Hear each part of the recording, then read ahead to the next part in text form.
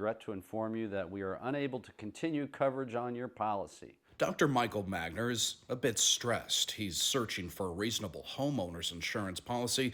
He was dropped from his last one. Only related to me refusing to replace a roof that still had a lot of life left in it. He got a letter saying it was time for his roof to be replaced, but Magner wasn't convinced. A roof inspector confirmed his opinion. You don't need to replace this roof. This guy was completely honest. He said, you've got 5 years left in it. And the inspector said, you've got more than 5 years left in this roof. Magner took the report to his insurance company. They'll only accept our inspector to come out and do that I would have to pay for that fee too. So I was just kind of like, this is wrong on so many levels. Magner lives in a 55 and older community in Palm Harbor. He's nearing retirement and wasn't prepared to spend more than $20,000 to replace his roof. Magner has lived in Florida long enough to see insurance rates explode.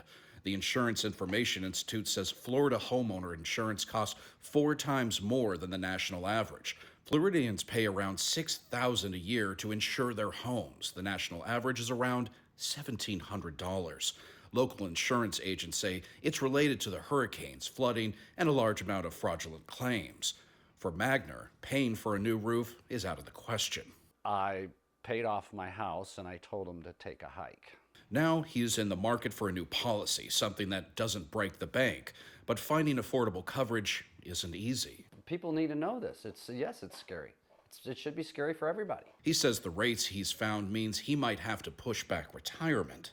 Some of the options that, one would have or I would have is to work more hours as I'm getting towards the end of my career, which is not an ideal situation. Magner says he's taking precautions in the meantime, like installing hurricane clips on the roof trusses.